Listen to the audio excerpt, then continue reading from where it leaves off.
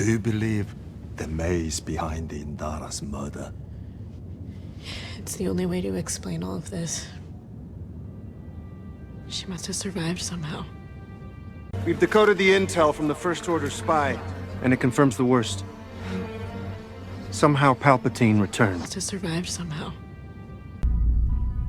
You can't keep getting away with this! Connect to the Force. The Bluetooth device is ready to pair. Finally, The Acolyte, directed and created by former Harvey Weinstein personal assistant Leslye Headland. Yes, it's finally here. And before I dive in to giving you my issues with this show, I should point out one thing, that writing value of a show and entertainment value of a show are not the same thing. So I can point out the issues in the writing, but okay, if you enjoyed the show.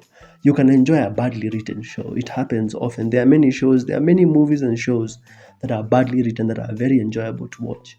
And the vice versa also happens. There are many well-written shows that people find boring.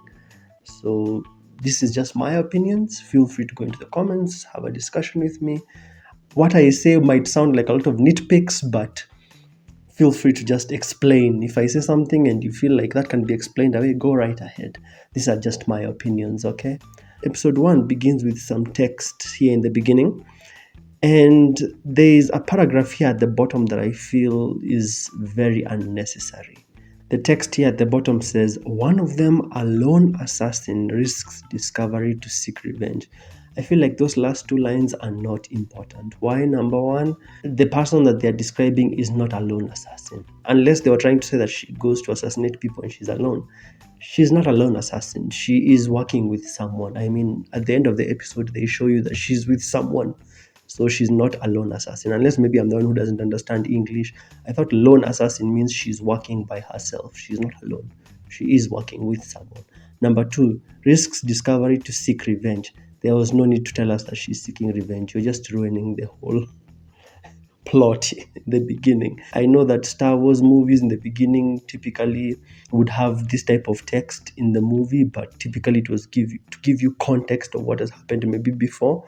I feel like by writing risks discovery to seek revenge, you're kind of spoiling the story. But as I said, minor nitpick. So we get to see this main character going into a bar and approaches Trinity. I'm just going to call her Trinity. Approaches Trinity over here and she says, attack me with all of your strength. Attack me with all your strength. That is one of the cringiest dialogue I ever had to sit through in the first 2 minutes of a show. I don't understand why the dialogue has to be so cringe. The dialogue is so bad in so many places. Why would you tell this person who you probably met 16 years ago? Because that's what happened. She's basically seeking revenge for something that happened 16 years ago. This person doesn't know who you are.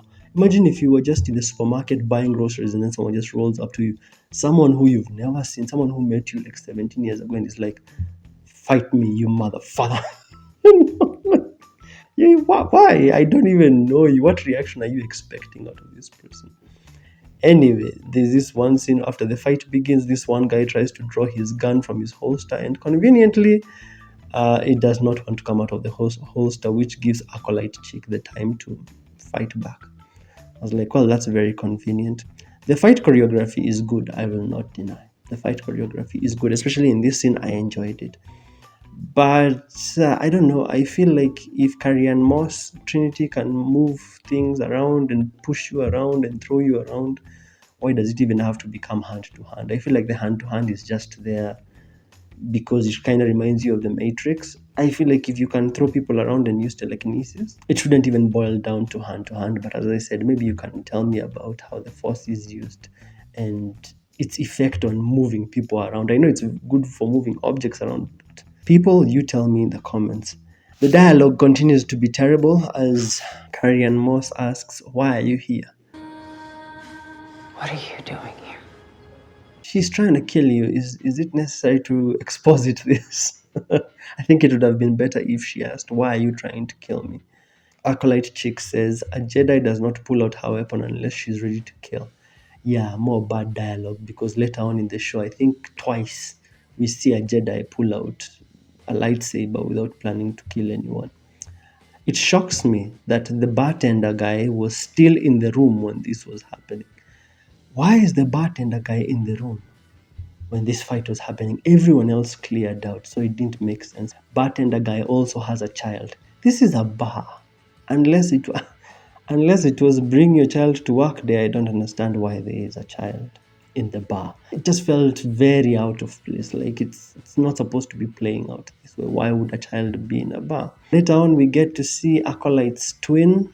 She's a mechanic, and she has to go fix something. A fire starts, and somehow this fire is able to be sustained in space where there's no oxygen. It's odd when you have to look at someone wearing a helmet because they can't breathe because there's no air, but there's a fire right there going on in a place where there's not supposed to be any oxygen.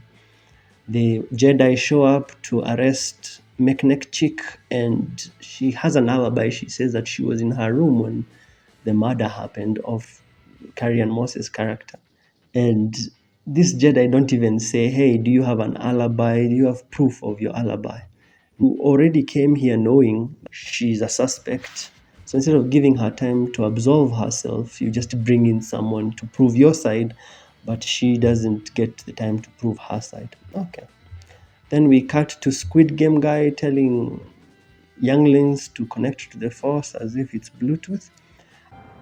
Connect to the Force. The Bluetooth device is ready to pair. I found it funny when it says connect to the Force. I don't know. The dialogue this show. Anyway, mechanic chick being arrested. She is in a prisoner transport. And weirdly, they're in a prisoner transport and nobody is handcuffed. I mean, when she was being put on board, she was handcuffed. But when they are on the actual craft, nobody is handcuffed, and even the other prisoners are not handcuffed. That's very convenient. One of the prisoners has this starfish thing stuck to his face, sucking the life out of him or whatever, and someone says it's doing something funny to his brain. Something like that. Ironic, because during the escape, once the starfish comes off, he just runs around with no side effects. This thing was glued to his face, doing something, but when he gets up and runs around, there's nothing. He's not bleeding from the face, or he's not disoriented. I found it odd that he just got up and ran. Okay. Mechanic chick sees Acolyte chick in a dream, and more bad dialogue. And below lies the sea. I give you you, And you give me me. The dialogue is so bad that it even ruins the plot, because in the dream sequence, Acolyte chick says, I'm going to kill them all, but really she's just planning to kill 4 Jedi. Did you kill Indara? Yes. I will kill them all. More bad dialogue. Squid Game guy later says, I saw her die. He's going to contradict this in episode 2. In episode 2, he's going to contradict this. He literally says in episode 1 that I saw her die. But later on, he contradicts himself. Her name. May. I saw her die. And then the episode ends with a contradicting scene. Because Acolyte's master says, if you attack a Jedi with a weapon, you will fail. Which is obviously not true, because Acolyte chick attacked Carrie-Anne Moss with a weapon and she won. Even though we have seen many times in Star Wars that people get stabbed with lightsabers and survive. But Carrie-Anne Moss, Jedi Master, was stabbed with a dagger and dies. Also, I should mention that in episode 2, there's this one scene where Squid Game guy is able to steal all the knives from Acolyte chick.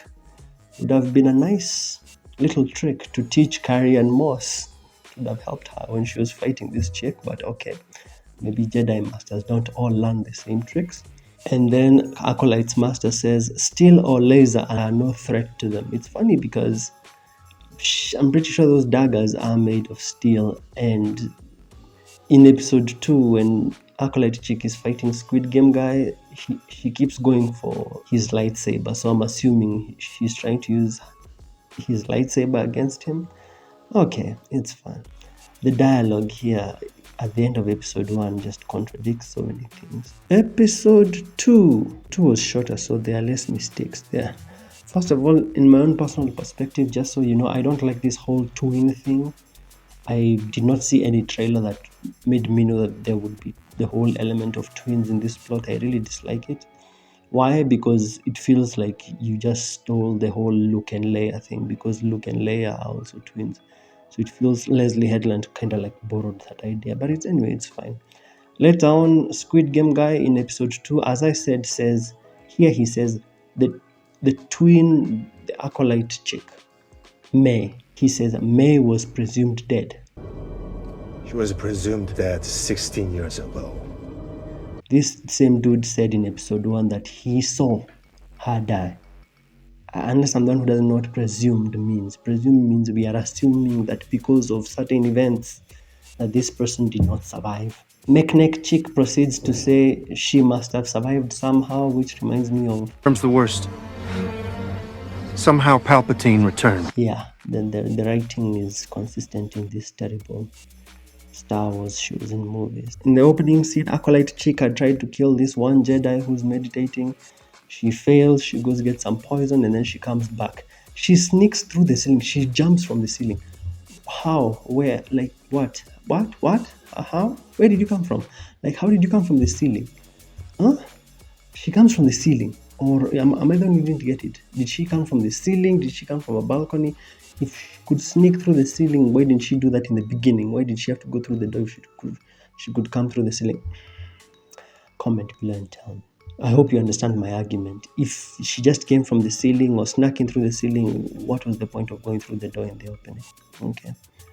Later on, Jedi who had been meditating for 10 years and spoke to no one, the white male Jedi, dies in like a few minutes of screen time after meditating for 10 years.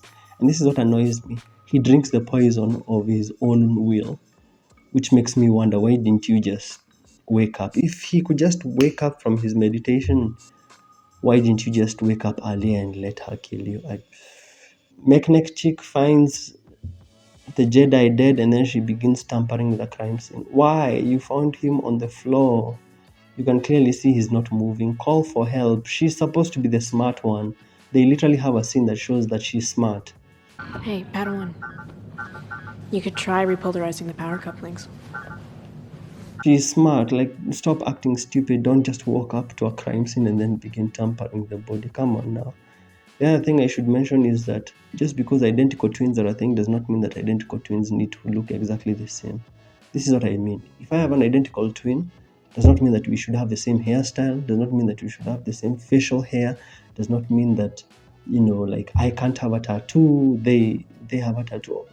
Identical twins can look a bit different. They can have some differences. They can look facially and maybe even body structure the same, but come on, one may have an earring, the other one may not have an earring, different hairstyles, maybe a tattoo on the face, a nose ring, facial hair. The show relies so much on making Mechneck chick and Acolyte chick look exactly the same, but let's be real with each other. That's just a coincidence so that the story can keep moving forward. I have cousins who are identical twins in my family, and they don't exactly look the same.